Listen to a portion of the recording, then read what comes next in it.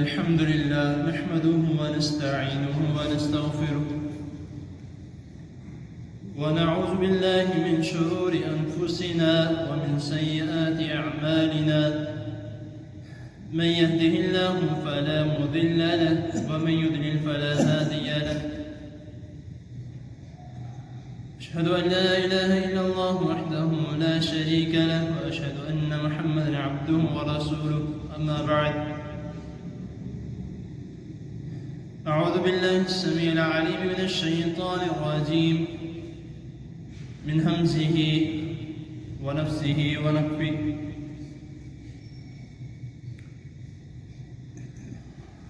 وأمر أهلك بالصلاة واستبر عليها صدق اللہ العظیم. حضرات محترم،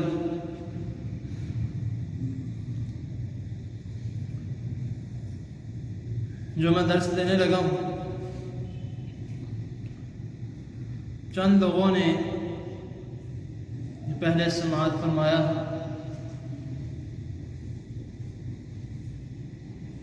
آج تھوڑا زیادہ وقت ملا تو میں نے سوچا کہ اس درس کو ایک بار دوبارہ تھوڑا تفصیلاً بیان کر دیا جائے. آپ نے شاید ہی پہلے دیکھا ہو کہ کوئی مدرس اس چھوٹی سی بات کو لے کر بھی ایک بہت ہی بڑی بات کے بارے میں کچھ چند باتیں بتا سکتا. یہ میرا کوئی کمال نہیں ہے، صرف اور صرف اس اللہ کی ذات کا کمال، اس اللہ کا فضل ہے، اس اللہ تعالیٰ کی رحمت ہے جس نے مجھے توفیق دی ہے کہ میں کچھ ایسی باتیں بھی بیان کر سکوں جو بہت کم لوگ الا ماشاءاللہ بیان کرتے ہیں. کیونکہ بہت سے ایسے لوگ ہیں جن کو اس بات کا بھی خوف رہتا ہے کہ شاید لوگ میری یہ باتیں سن کے مجھ سے نفرت کرنے لگ جائیں یا میرے خلاف ہو جائیں. لیکن میرا صرف اور صرف ایک ہی مقصد ہے، الحمدللہ، کہ لوگوں تک وہ بات پہنچانی ہے جو صحیح ہو، قرآن و حدیث کے مطابق ہو، اور جس کے بارے میں رسول اللہ صلی اللہ علیہ وسلم نے ہمیں حکم دیا. قرآن اور دین، اس کے معاملے میں ہمیں نہ تو خوف کھانا چاہیے کسی سے بیان کرنے میں، نہ تو کسی سے خوف کھانا چاہیے، نہ کسی سے ڈرنا چاہیے، اور نہ ہی ہمیں شرمانا چاہیے. کیونکہ دین بیان کرنا یا کچھ چند باتیں اللہ اور اس کے رسول صلی اللہ علیہ وسلم کی بیان کرنا ایک بہت ہی بڑی بات ہے. بہت زیادہ پڑھے لکھے لوگ بھی ڈگریاں پاس کی ہیں، یونیورسٹیاں اعلیٰ سے اعلیٰ درجے کی پڑھی ہیں، لیکن وہ یہ باتیں بیان نہیں کر سکتے. صرف اور صرف یہ باتیں کون بیان کر سکتا ہے؟ جس کو اللہ تعالیٰ نے توفیق دی ہو اور جس کے اوپر اللہ تعالیٰ کا ہاتھ. تو ہمیں کوشش یہ کرنی چاہیے کہ سب سے پہلی بات، سب سے پہلا کام، سب سے پہلا عمل یہ کرنا چاہیے کہ جس بات کے بارے میں ہمیں علم نہیں ہے اس کو کرنے سے پہلے اس کی تحقیق کی جائے. اگر آپ نے کہیں پہ کوئی بات سنی ہے یا کوئی بھی کسی نے آپ کو بتایا ہے کہ یہ کام کرنا ہے، اس کو کرنے سے پہلے اس کے بارے میں تحقیق کر لی جائے کہ یہ کام ٹھیک ہے، یہ کرنا چاہیے یا نہیں کرنا چاہیے. بہت سے ایسے لوگ ہیں کہ جو یہ کرتے ہیں، بات تو سن لی ہے تو یہ بات ٹھیک ہوگی جو اس نے کہی ہے، تو کوئی نہیں، ہم عمل شروع کر دیتے.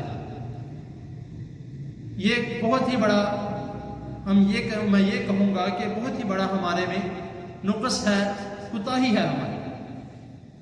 تو کوشش یہ کرنی چاہیے کہ جو بھی بات ہمیں پتہ لگے سب سے پہلے اس کی تہہ تک جائیں، اس پر غور کریں کہ یہ بات 100 آنے ٹھیک ہے، پھر بعد میں اس کے عمل کرنے کی کوشش کی تھی۔ کل میں نے چند باتیں بیان کی تھیں، بچے، ان کی گیمز، ان کے کارٹونز کے بارے میں۔ تو کچھ لوگ درس سن کے گئے تھے تو انہوں نے یہ کہا کہ یہ ہمیں بھی چاہیے، لیکن کل کچھ خرابی کی وجہ سے میں اس کو ریکارڈ نہیں کر کے پایا مکمل طریقے سے، تو اسی لیے میں نے سوچا کہ آج تھوڑا تفصیلاً اس کے بارے میں بات بیان کر کے تو ریکارڈ کر لوں، تاکہ جو سننا چاہتے ہیں، جو یہاں پہ موجود نہیں ہیں، اپنے گھروں میں میرا درس سن لیتے ہیں الحمدللہ، تو وہ بھی سن لیں، ان کی خواہش جو انہوں نے مجھ سے دوبارہ کہی وہ بھی دوبارہ سن لیں۔ تو میں نے بات کل یہاں سے شروع کی تھی کہ ہم اکثر اس طرح ہوتا ہے کہ ہمارے بچے چھوٹے ہوتے ہیں، 2 سال کی عمر، 1 سال کی عمر یا اس سے چھوٹے ہو گئے، وہ جب رونا شروع کرتے ہیں تو ہم کیا کرتے ہیں، ان کے پاس کوئی نہ کوئی پوئم لگا دیتے ہیں یا ان کو کارٹون لگا کے دے دیتے ہیں کہ چلو بچہ کارٹون دیکھ رہا ہے، چپ رہے گا۔ وہ کارٹون جو دیکھ رہا ہے چپ بھی ہو جائے گا، ظاہر سی بات ہے، ایک بچے کو دیکھنے کے لیے یا سننے کے لیے کچھ مل جائے تو وہ چپ تو لازمی ہوگا۔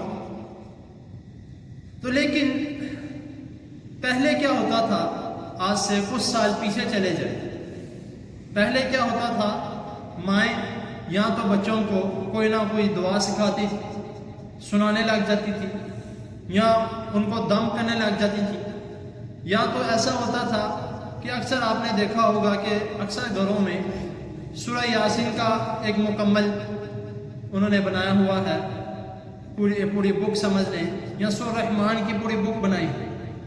تو جو پہلے مائیں وہ یہ یاد لازمی وہ یہ سمجھتی تھی کہ ہمیں یہ لازمی ہے صورتیں یاد کرنی ہے، تو وہ صورتیں سنانے لگ جاتی تھی، بچوں کے پاس بیٹھ کے اگر زبانی یاد ہے تو زبانی شروع کر دیتی تھی، اگر نہیں یاد تو وہاں سے پکڑ کے جو اسپارہ ہے وہ پکڑ کے پڑھنے لگ جاتی تھی، وہ بچے آٹومیٹکلی چپ ہو جاتے تھے۔ یہ طریقہ کار پہلے ہوا کرتا تھا۔ تو اب جیسے جیسے جدید دور آتا جا رہا ہے، ہم بھی جدت کو اپنائی جا رہے ہیں۔ جدت کو اپنانا کچھ ایسے طریقے کے لیے اپنائیں جو ہمارے لیے بہتر ہو۔ یہ ہمارے لیے بہتر نہیں، یہ ہمارے لیے نقصان دہ ہے، بہت زیادہ نقصان دہ، چھوٹا موٹا نہیں، بہت زیادہ نقصان ہے۔ کیوں؟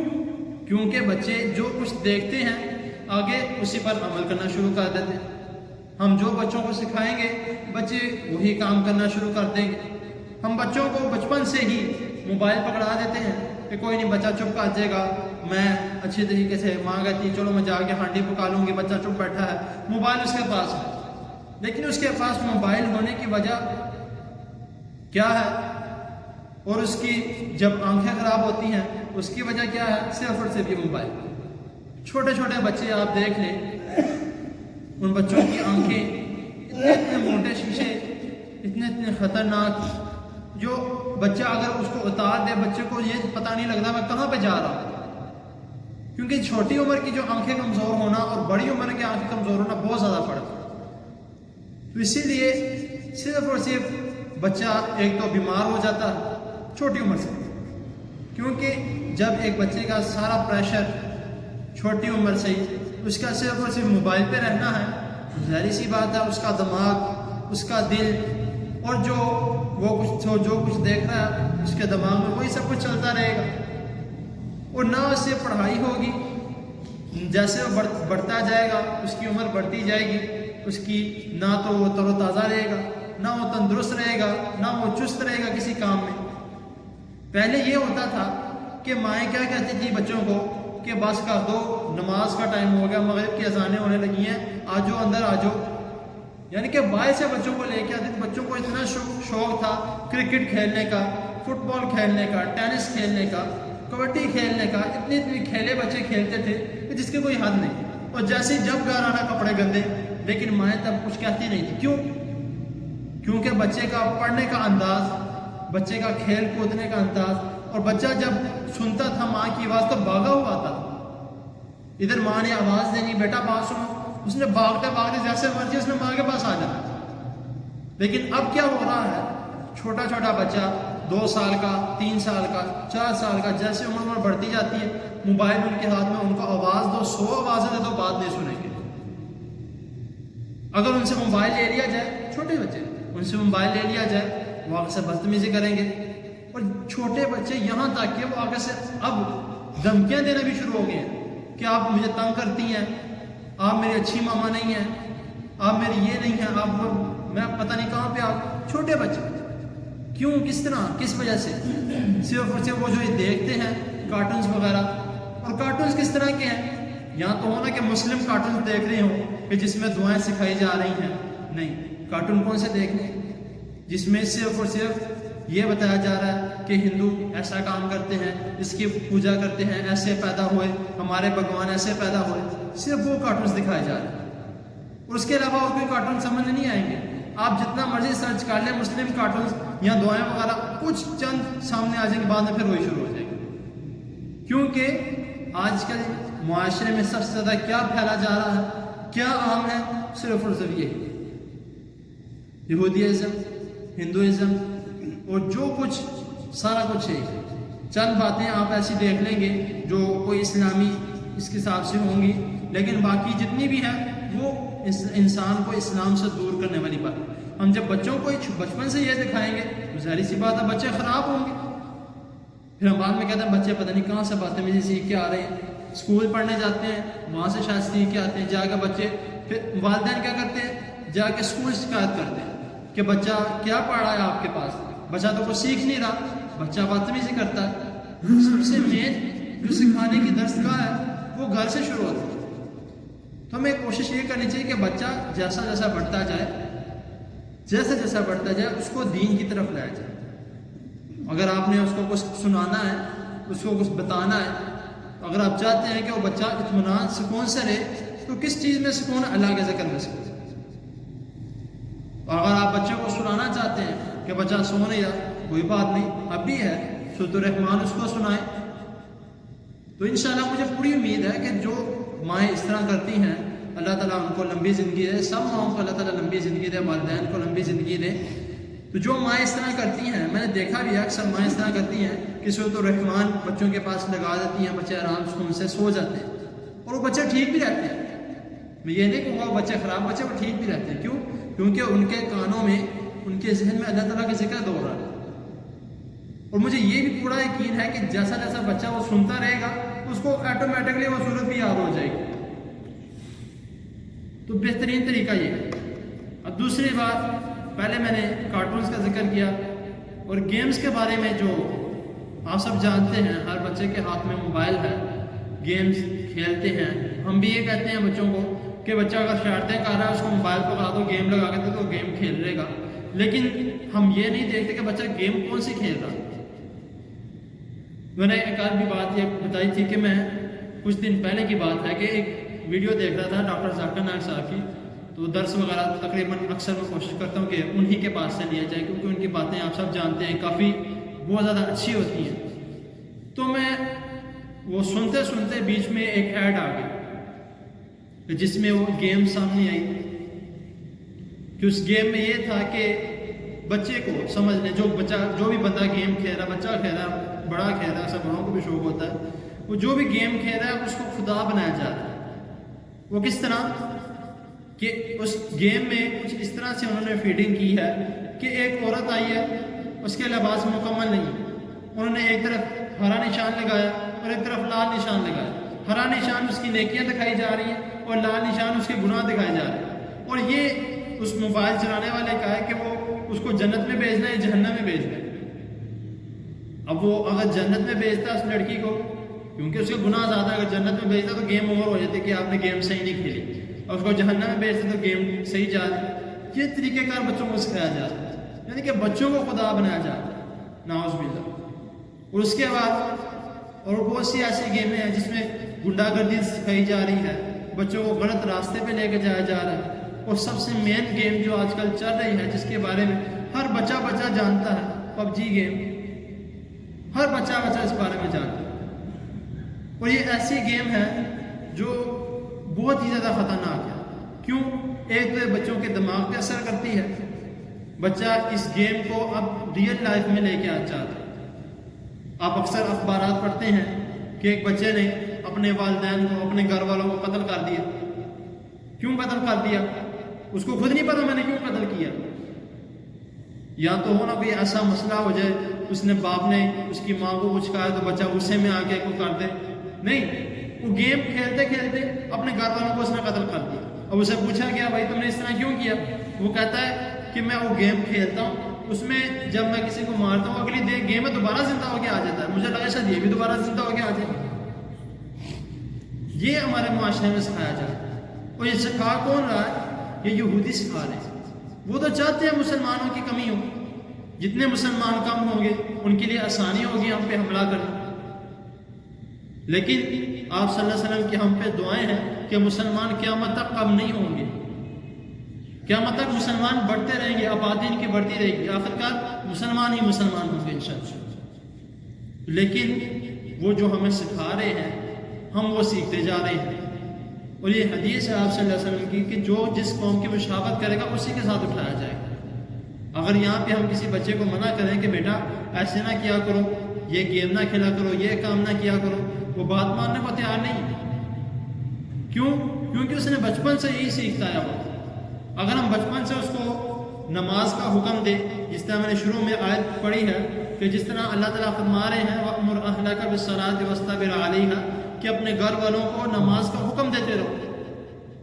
اگر ایک والد ایک والدہ اپنے گھر میں نماز کا اہتمام کرتے ہیں، بچہ چھوٹا ہے، 2 سال کا ہے، 3 سال کا ہے، وہ اپنی والدہ کو دیکھتا ہے کہ میری والدہ نماز پڑھ رہی ہے، گھر میں اذان کی آواز آئی ہے، سارے کام چھوڑ دیے، موبائل پکڑا موبائل چھوڑ دیا ہے، کچھ بھی پکڑا وہ چھوڑ دیا، نماز کی طرف آ گئی ہے، مصلی بچھا لیا ہے، نماز پڑھنا شروع کر دی ہے انہوں نے، تو بچہ یا بچی خود بخود اپنی ماں کے نقش قدم پہ چلے گی۔ اگر ماں اس طرح کے کام نہیں کرتی، باپ یہ کہتا ہے کہ چلو نماز پڑھنے چلو، نماز کا ٹائم ہو گیا، اذان ہو گئی ہے، نماز پڑھنے چلو، اور خود گھر بیٹھا ہے، تو بچے جائیں گے؟ کوئی بھی نہیں جائے گا۔ بچوں نے تو یہ کہنا ہے کہ خود جا نہیں رہے اور ہمیں کہہ رہے ہیں نماز پڑھنے جاؤ۔ اگر ایک والدہ نماز نہیں پڑھتی گھر میں اور اپنی بیٹی کو یہ کہے کہ چلو سکارف لو، دوپٹہ لو اور نماز پڑھو، وہ بچی کیا کہے گی آگے سے؟ ماما آپ تو بیٹھی ہو، یہ کہ۔ اور آج کل جو ہمارے معاشرے میں یہ اکثر میں کہتا ہوں کہ اپنے والدین کو ماما پاپا نہ بلایا کرو، اکثر میں کہتا ہوں، کہتے کیوں نہ بلایا کرے؟ اور بچوں جب بچے چھوٹے ہوتے ہیں ان کو چھوٹے ہوتے سے سکھانا شروع کر دیتے ہیں، اپنی مما کو باز دو، اپنے پاپا کو باز دو، یہ کرو وہ کرو، بچوں کو سکھانا اچھے الفاظ سکھاؤ۔ اگر عربی نہیں سکھا سکتے، عربی میں بولنا یا الفاظ نہیں سکھا سکتے، کم از کم یہ کہہ دیا جائے کہ اپنے والد کو ابو جان اور والدہ کو امی جان بلایا کرو، یہ بہت خوبصورت الفاظ ہے۔ ایک دفعہ اسی طرح ہوا کہ ہم اپنے رشتہ داروں میں کہیں پہ گئے ہوئے تھے، تو وہاں پہ میں نے اپنی والدہ محترمہ اللہ تعالیٰ ان کو لمبی زندگی عطا فرمائے، ان کو میں نے آواز دی امی جان ذرا بات سنیے۔ وہ پاس میرا کزن بیٹھا ہوا تھا، وہ کہتا ہے تم یہ کیا امی جان بلاتے ہو، یہ کس طرح کا لفظ ہے؟ میں نے کہا بھائی جو آپ نہیں بلا سکتے اللہ تعالیٰ نے مجھے توفیق دیا، میں بلا رہا ہوں۔ یہ بہت زیادہ خوبصورت سے الفاظ ہیں۔ یہ ماما پاپا الفاظ کن کے ہیں؟ یہ ان کے ہیں۔ اور اب جدید، جس طرح میں نے کہا کہ ہمارے میں جدید ٹیکنالوجی آ رہی ہے، جدت آ رہی ہے، تو ہم نے اب ماما پاپا سے موم ڈیڈ کر دیا۔ ہم بچے یہ سیکھ رہے ہیں موم ڈیڈ اس طرح کہہ کے بلا رہے ہیں، یہ کوئی طریقہ کار نہیں ہے۔ اصل طریقہ کار جو آپ صلی اللہ علیہ وسلم نے ہمیں سکھایا، یہ وہ جو ہم نے سیکھنا ہے۔ اگر ہم عربی میں نہیں بول رہے، ابھی امی اس طرح نہیں بول سکتے، تو کم از کم امی جان ابو جان بول جا کریں، یہ بچوں کو سکھائیں۔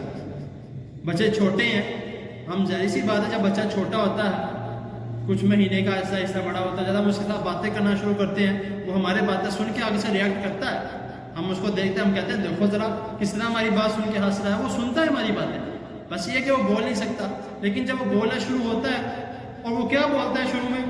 ماما پاپا، اس طرح ہم بہت خوش ہوتے ہیں کہ یہ بولنا شروع ہو۔ ہمیں افسوس کرنا چاہیے کہ ہمارا بیٹا کیا سیکھ رہا ہے، ہماری بیٹی کیا سیکھتی ہے۔ اگر وہ یہ بولتی ہے امی خالی بول لیتی ہیں یا ابو خالی بول لیتی ہیں، یہ بھی بہت ذرا خوبصورت بات ہے۔ تو ہمیں کوشش کرنی چاہیے کہ اپنے بچوں کو دین کی طرف لایا جائے، نہ کہ اس طرف لے کے جایا جائے جس طرف آگ، جس طرف جہنم، جس طرف دوزخ۔ اگر ہم نے بچوں کو سیدھا راہ دکھانا ہے، اگر ہم اپنے بچوں کو جنت میں لے کے جانا ہے، تو ہمیں ان کو اسلام کے دائرے میں لے کے آنا پڑے گا۔ اگر ہم نے بچوں کو اچھی طرح پرورش دینی ہے اور ہم یہ چاہتے ہیں کہ قیامت والے دن یہ بچے ہمیں بھی ساتھ جنت میں لے کر جائیں اور ان کے فوت ہو جانے کے بعد ہمارے لیے دعائیں کریں، تو سب سے بہترین ذریعہ قرآن اور حدیث۔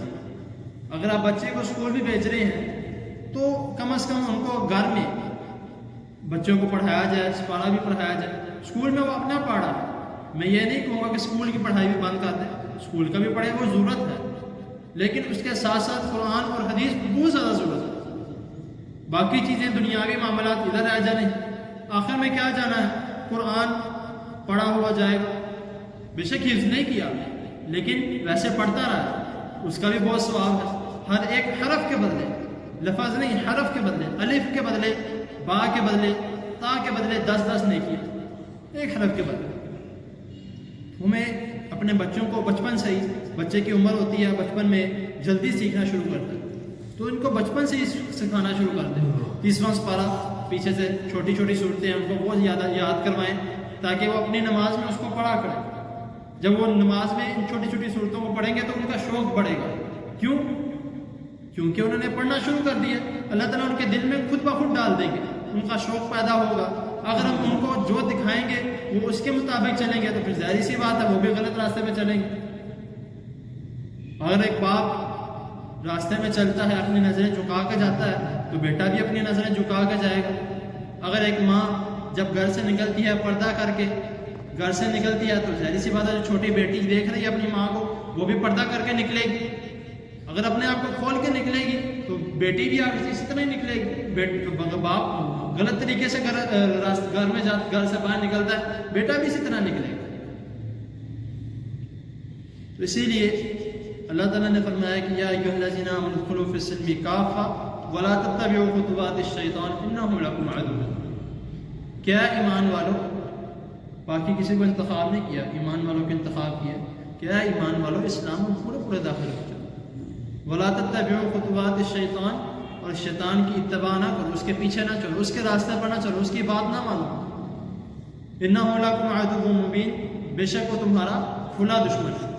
اب اگر ہمیں کوئی بتاتا ہے کہ بھائی اس راستے پر نہ جانا، وہ صحیح راستہ نہیں ہے، وہاں پہ راستہ خراب ہے، ٹوٹا ہوا ہے، ادھر جاؤ گے آپ کی گاڑی خراب ہو جائے گی، اگر ہم تب بھی اس راستے پہ جا رہے ہیں تو پھر یہ ہماری عقل کا گھاٹا، کیونکہ بھائی اس نے ہمیں بتایا ہے کہ اس راستے پر نہ جانا، اس راستے پہ چلے تو یہ صاف ستھرا نیا بنا ہے۔ پھر ظاہر سی بات ہے اگر ہم اس راستے پر جاتے ہیں تو ہم خود غلط ہیں، وہ کہنے والا غلط نہیں ہے، ہم خود غلط ہیں۔ اگر ہم سیدھے راستے پر جا رہے ہیں جو بہترین ہے، صاف ستھرا ہے، نیا بنا ہے، تو ظاہر سی بات ہے جس نے ہمیں بتایا ہے وہ بھی ہمارا خیر خواہ ہے۔ تو نبی کریم صلی اللہ علیہ وسلم سے زیادہ ہمارا خیر خواہ کوئی نہیں ہو سکتا۔ تو آپ صلی اللہ علیہ وسلم نے ہمیں صاف ستھرا سارا کچھ بتا دیا کہ کون سے کام آپ نے کرنے، کن سے بچنا ہے۔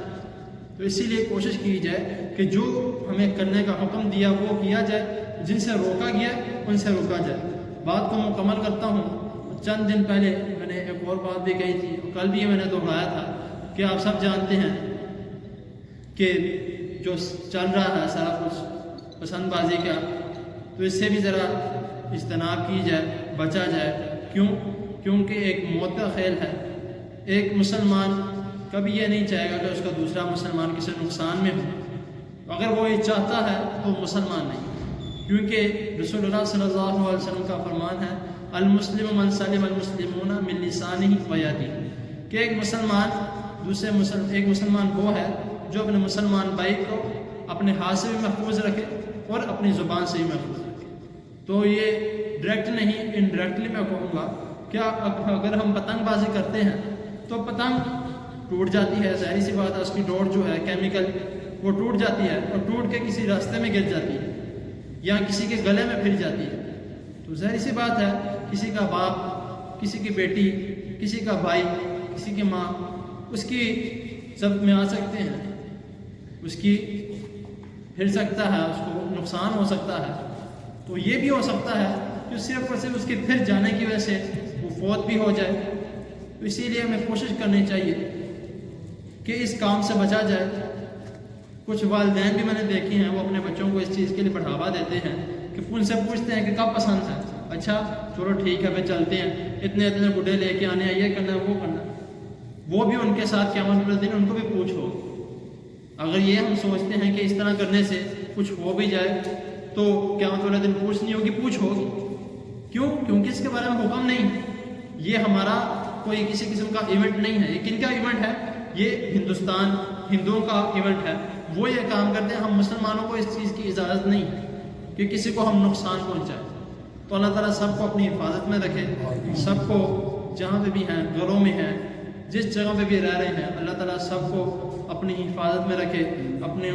اللہ سب پہ اللہ تعالیٰ اپنی رحمت برسائے. سب کے جان مال عزت میں اللہ تعالیٰ برکت فرمائے. جو بیمار ہیں اللہ تعالیٰ ان کی تمام بیماریوں کو صحت میں بدل دیں، اور ان کی تمام بیماریوں کی وجہ سے اللہ تعالیٰ ان کے گناہ معاف کر دیں. جو فوت ہو چکے ہیں اللہ تعالیٰ ان کو جنت الفردوس میں اعلیٰ مقام عطا فرمائے. اور بہت سے لوگوں نے دعاؤں کے لیے کہا ہے، اللہ تعالیٰ جتنے بھی بیمار ہیں، جنہوں نے بھی جس مقصد کے لیے دعا کے لیے کہا، اللہ تعالیٰ ان کی تمام نیک خواہشات پورے کرے. جو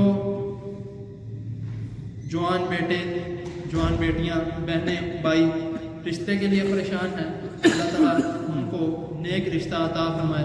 اور جو جس جگہ پہ ہے، مائیں بہنیں جس جگہ پہ، اللہ تعالیٰ ان کے گھروں میں خوشحالی پیدا کرے، ان کو ان کے گھروں میں خوش رکھے.